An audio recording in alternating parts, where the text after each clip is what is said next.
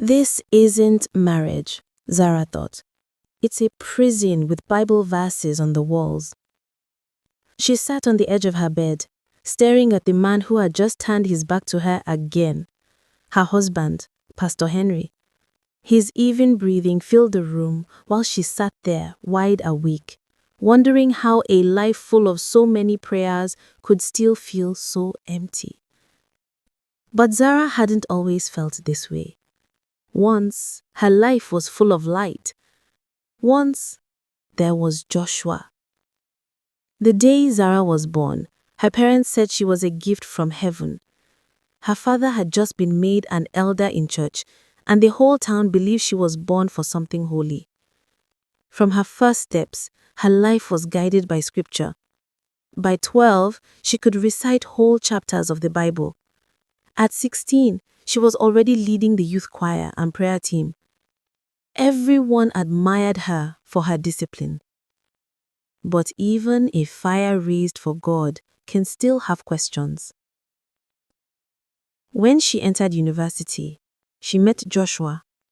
He wasn't like anyone she had known before. He wasn't from her church. He wasn't the type to shout hallelujah at every meeting. He was Catholic, calm, disciplined, and kind. He respected her boundaries, treated her with care, and every time he looked at her, he called her my light. They grew close in ways Zara never thought possible. From library sessions to quiet coffee walks, their friendship deepened into love. He prayed with her, fasted with her, encouraged her ministry, and cheered her on as she excelled in her studies. He wasn't the kind of man her parents imagined, but to Zara, he was everything. They stayed together all through school. He held her hand through exams, struggles, and the pressure from her father, who often insisted she visit home more. When Zara graduated with first-class honors, Joshua was the loudest voice celebrating her. During their service year, distance could not break them.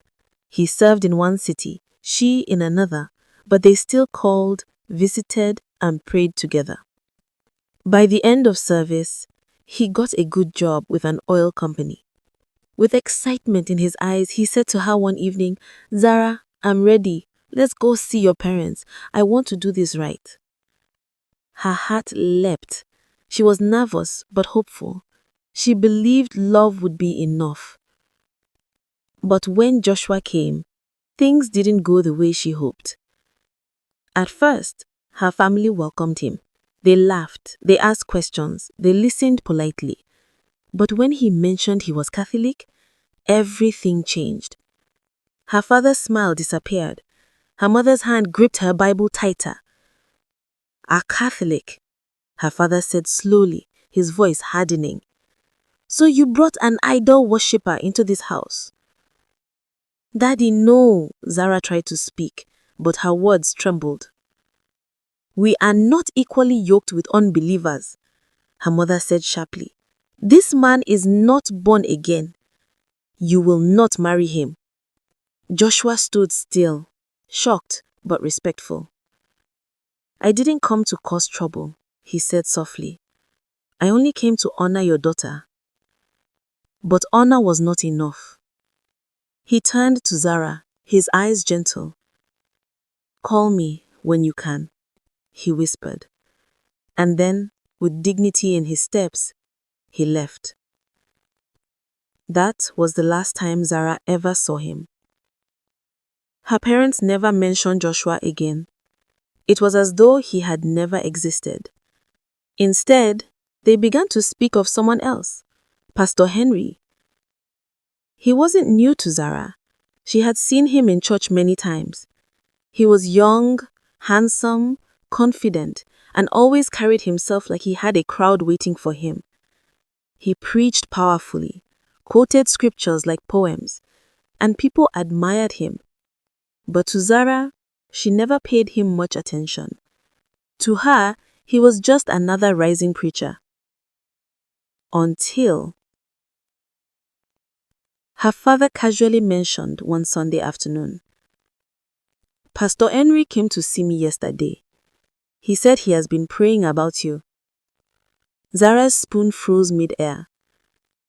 Praying about me? Her mother smiled warmly.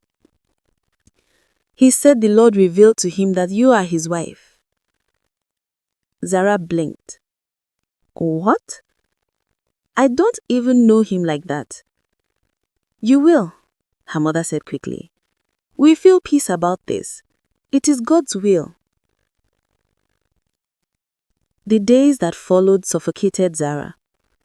Every conversation in the house circled back to Pastor Henry. They praised his discipline, his fire for God, his anointing.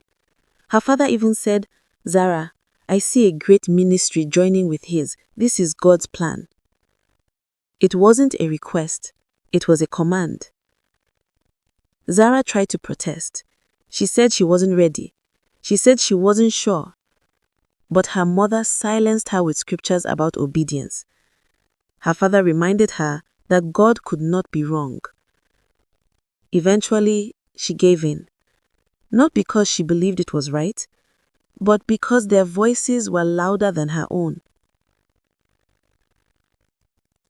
The wedding came fast. Too fast. 1 week, she was still grieving Joshua. The next, she was being fitted for lace and sequins. She didn't choose her ring, didn't choose the date, didn't even choose the man. The church did. Her parents nodded.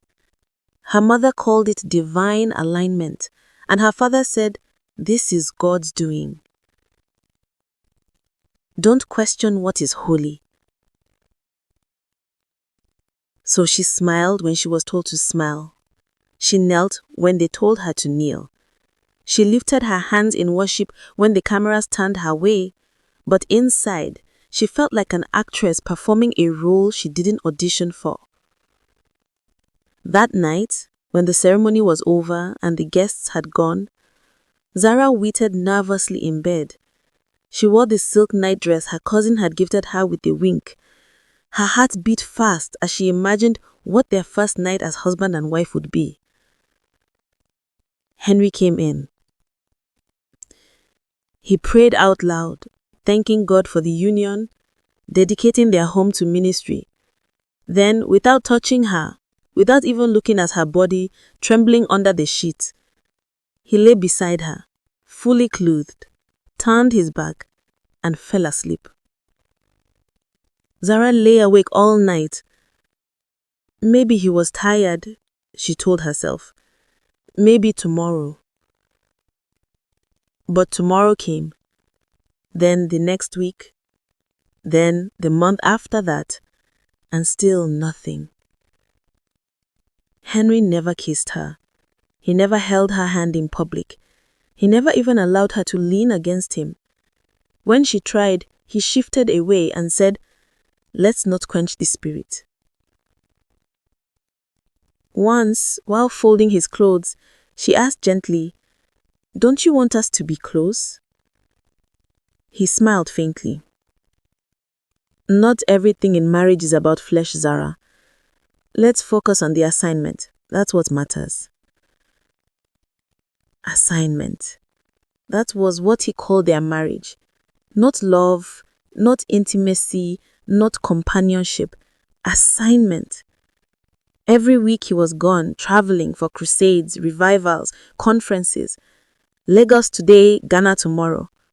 When he was home, he locked himself in his study, always busy with meetings, calls, and fasting schedules. But there was one thing Zara couldn't ignore: the phone. He never let it out of his sight. He carried it everywhere, to the bathroom, to bed, even while praying. When it buzzed, he snatched it quickly. If she so much as glanced at the screen, he turned it over fast. One night, it vibrated beside her. Out of instinct, she reached for it. But before her hand touched it, Henry grabbed it, eyes sharp. Don't ever do that again, he said firmly. Zara froze. It just rang. There are confidential ministry things in here. It is not for everyone. From that night, the phone had a fingerprint lock. Still, sometimes she woke at night and saw him whispering on it, smiling a smile she had never seen directed at her. Once he heard him say quietly, "Let me call you back," she might wake up. She pretended to be asleep when he returned, her heart pounding. By the 6th month, Zara had learned to pretend. To the church, she was the smiling wife of the anointed pastor. They called her Mommy Gio and blessed her with gifts. But inside, she was shrinking. And then one evening, it happened. Henry stepped out onto the balcony for a call and left his phone on the armrest. For the first time, Zara moved without thinking. She reached for it. It was locked, but the notification that flashed across the screen before it dimmed made her heart stop. It read, "Babe, you were fire last night. Delete the video." Her hand shook, her chest tightened. She looked at Henry, still speaking softly outside, then back at the phone. Her life tilted in that moment. She had no proof beyond those words, no name, no photo, just that one line.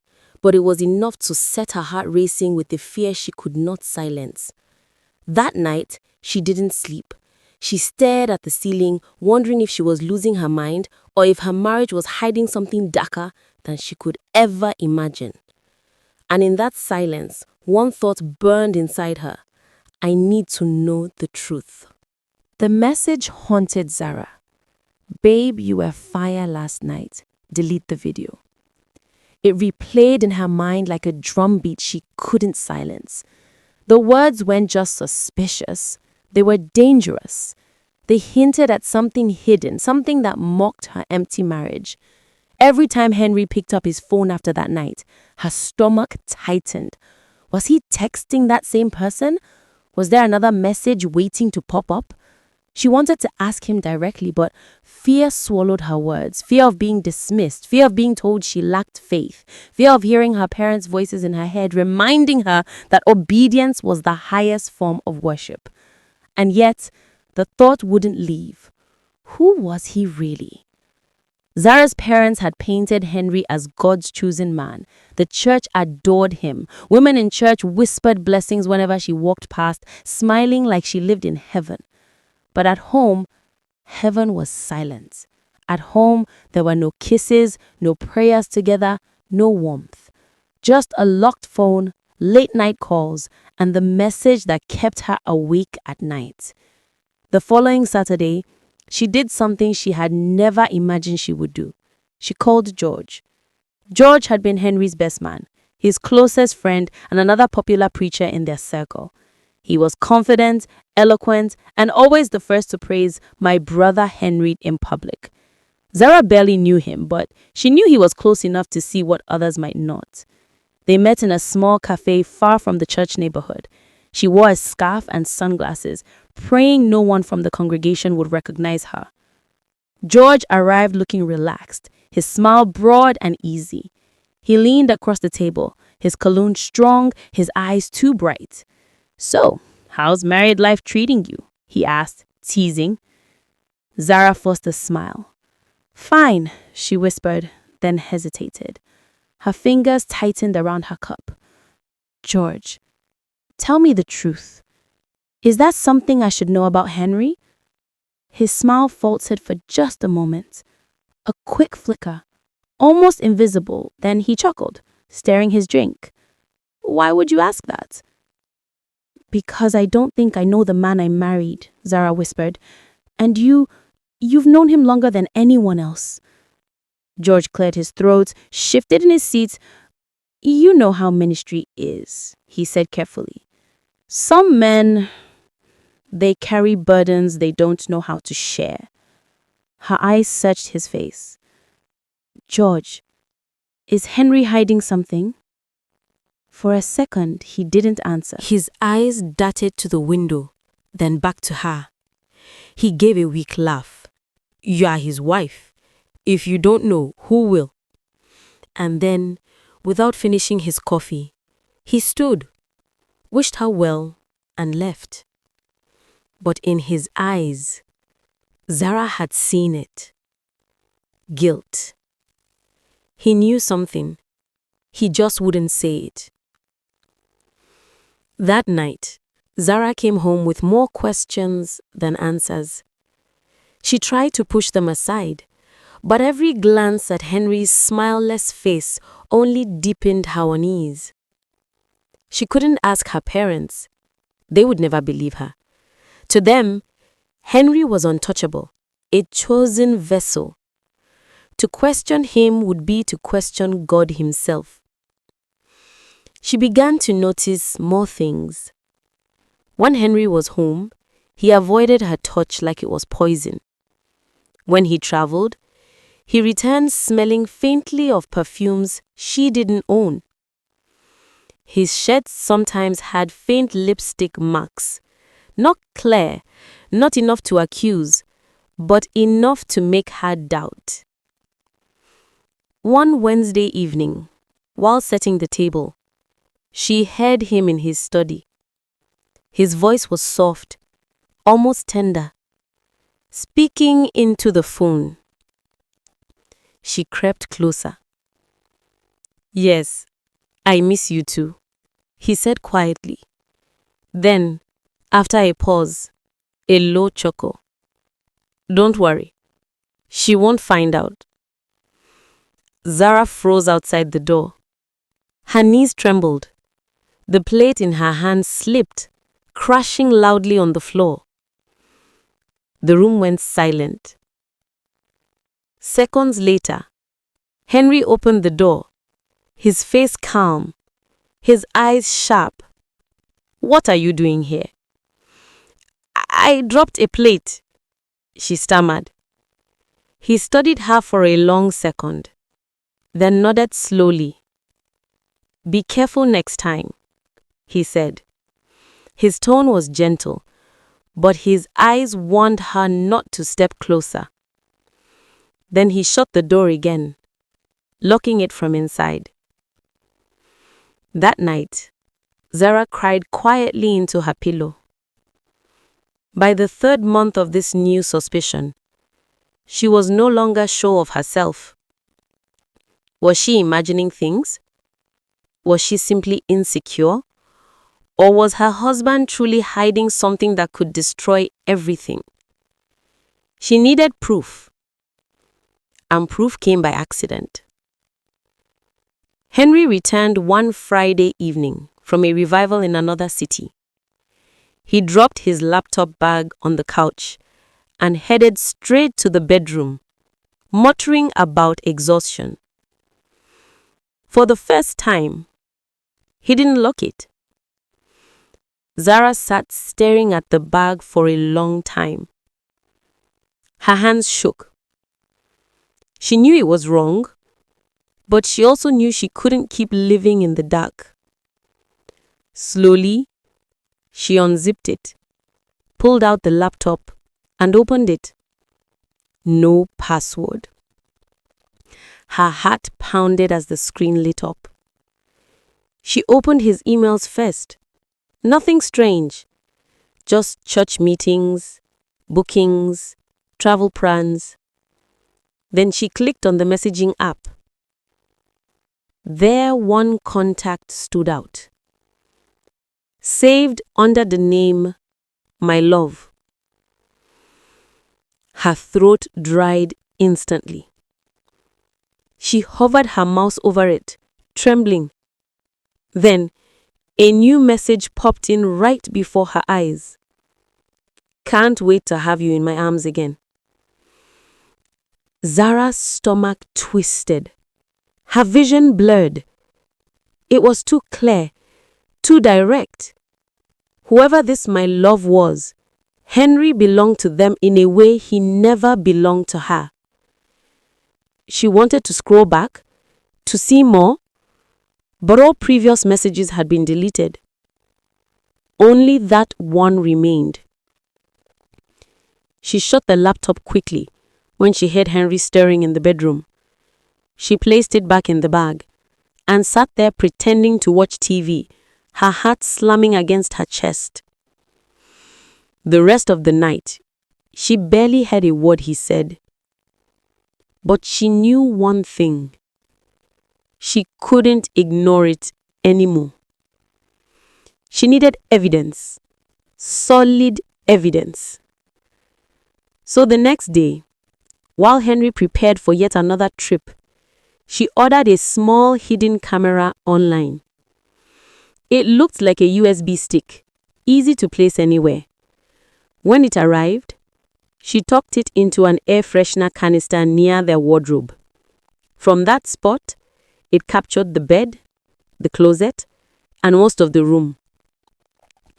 Over dinner that evening, she told Henry she needed to travel to collect her school certificate. He barely blinked. "That's fine," he said quickly. "Do you need money for transport?" She shook her head. "No." He smiled wide. Too wide. Relief. For the first time in months, his face looked almost boyish. That was when she knew he was happy she was leaving. That night, she cooked his favorite meal and played the role of the dutiful wife one more time. While he scrolled through his phone in the living room, she quietly adjusted the camera in the bedroom. The next morning, she packed a small bag and left. He kissed her forehead at the door. "Safe journey, my queen," he said. She shivered at the words. They sounded like a lie. Zara stayed away for a week. The nights were long, her mind restless. She prayed for courage, for wisdom, for strength. But deep down, she prayed for the truth, no matter how painful. On Wednesday, she returned. The compound was quiet. Henry wasn't home. She walked straight to the bedroom, pulled down the air freshener, and retrieved the tiny camera. It blinked once in her hand. She plugged it into her phone. 6 video files appeared. Her breath caught. With trembling fingers, she tapped the first. It showed her own body, packing to leave. Her scarf, her small bag, and her glance at the bed before she walked out. She skipped to the second clip. The room stayed empty, but a shadow crossed briefly. No face, just a figure passing. She tapped the third. The door opened, and there he was. George! Not in a suit, not in his usual polished clothes. He looked casual, relaxed, too comfortable. He kicked off his shoes like a man at home and walked straight to the wardrobe. Zara's hand flew to her mouth. Her heart hammered. What was George doing in her bedroom? And why did he look so at ease, as if he had been there many times before? The video froze on his face as tears filled her eyes. This wasn't just about Henry anymore. Something darker was hiding in her home. The video haunted Zara long after she closed her phone. George, in her bedroom, moving like he owned the place. She replayed the clip again and again, her tears blurring the screen. Every movement burned into her memory. George's presence raised more questions than answers. What was he doing there? Did Henry know? Was this betrayal deeper than an affair with some faceless stranger? Zara barely slept that night. She sat curled up on the couch, the camera still in her palm, her heart pounding. By dawn, her mind was made up. She would confront Henry. She could no longer live in silence. When Henry returned that morning, dressed in his usual polished suit, Bible in hand, his face broke into that practiced smile. "My queen, you're back," he said warmly. Zara stared at him. "Where were you yesterday?" He blinked, surprised by the sharpness in her tone. Yesterday, I was counseling a young couple at church. You can even ask the elders. Liar, she whispered. The word cut through the room like a knife. Henry's smile faltered. What did you say? I said you're a liar. Her hands trembled, but her voice grew stronger. I know about her, the woman you've been calling, the one who calls you her love. His eyes hardened. For the first time, she saw the mask slip. The warmth drained away, leaving a cold stare. You've been going through my things, he said flatly. I had to, she shot back. You never touch me, never speak to me, but you spend nights whispering into your phone. I saw the messages, Henry. I know everything. For a moment, silence filled the room. Then Henry chuckled, a low, humorless laugh. You don't know everything, Zara, he said softly. You don't know anything at all. Her breath caught. He stepped closer, his face unreadable. You think marriage is about kisses and prayers and little touches? No. Marriage is about sacrifice. And you, my dear, were chosen to sacrifice your comfort for the ministry, to carry the burden of appearances, while He stopped, his lips curling into a smile that chilled her. While I handle what the ministry truly demands. What does that mean? She whispered. But he didn't answer. Instead, he walked past her into the study, shutting the door. Zara's knees weakened. She wanted to run, to scream, to call her parents, but she knew they would never believe her. They would call it spiritual attack, accuse her of being ungrateful, tell her to submit harder. That night, she locked herself in the guest room, her phone clutched to her chest. She replayed the 5th video file, desperate for answers. The camera showed Henry this time. He came into the room with George. They laughed together, their voices muffled. Then Henry handed George a small envelope. George opened it, counted something inside, money, and smiled. Her stomach sank. George wasn't just a friend. He was part of it. But part of what? The 6th and final file was different. The camera had captured only half the scene, the angle slightly tilted. But what she saw was enough to freeze her blood. Henry and George sat side by side on her bed, laughing. Then, without hesitation, Henry leaned over and kissed George. Zara dropped the phone as if it had burned her. Her chest tightened. She couldn't breathe. Her husband, the pastor, the man her parents had forced her to marry, was in a secret relationship, not with another woman, but with his closest friend.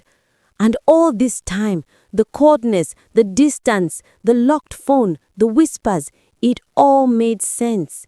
He had never wanted her. He had never even wanted a wife. She was just the cover, the decoration, the pastor's holy, obedient bride who made him look righteous while he lived a hidden life. Zara sobbed until her throat ached. By morning, her tears had dried into a cold resolve. She couldn't keep silent anymore. She called her parents first. Her mother's voice rang through the phone, stern as ever. Zara, what is this nonsense you are saying? How can you accuse a man of God like that? Do you want curses to fall on your head? Mother, I have proof, Zara pleaded. Videos, messages, everything. Please, you have to believe me. Enough, her father thundered in the background. You will not shame us with lies. If your marriage is difficult, pray harder, fast, but don't you dare drag Pastor Henry's name through the mud. Do you hear me? The line went dead. Zara sat there, numb. She had expected disbelief, but the harshness still stung. Her own parents had chosen their pride and reputation over her pain. But she couldn't stop. That Sunday, she went to church. She sat in the front row, her hands trembling as Henry mounted the pulpit. He preached with fire, his voice booming, his words about purity and holiness echoing through the hall. The congregation shouted amen after every sentence. Women raised their hands in tears. Men nodded, inspired. And Zara sat frozen, her phone heavy in her lap. Her heart pounded as she opened the video file. Her thumb hovered over the play button. If she stood now, if she walked up to the altar and connected her phone to the big screen, the whole church would see the truth. But as Henry's voice thundered about faithfulness in marriage, something inside her broke. She saw her parents' faces, saw the gossip that would spread, saw the ruin that would follow. She would not just be exposing Henry, she would be destroying her own life. And she wasn't ready. Not yet. Instead, she slipped out quietly, her phone still in her hand, her tears falling silently. She didn't know where she was going, only that she couldn't go back home. She wandered the streets until dusk, then found herself at a small roadside restaurant. The owner, an elderly woman with kind eyes, noticed her trembling hands. "You look tired, my daughter," she said gently. "Sit, eat." For the first time in months, Zara felt a warmth that didn't come from duty or pretense. She sat, she ate, and when the woman asked her if she was all right, she broke down and told her everything. The woman listened without judgment, then placed a hand on her shoulder. "Child, truth is like fire. It burns, but it also gives light. You can hide it for a while, but one day it will burn its way out. When you are ready, you will know what to do." That night, Zara made her decision. She couldn't change Henry, she couldn't force her parents to believe her, but she could protect herself. She packed her bags quietly, taking only her clothes, her certificates, and her phone with the evidence. She left the house before dawn, leaving the keys on the table. When Henry returned from morning prayers, she was gone. She didn't leave a note. She didn't need to. He would know. And one day, the world would too. Because Zara still had the videos, she still had the truth, and no matter how long it took, she would find her voice. The pastor's wife was no longer silent. That ends the story.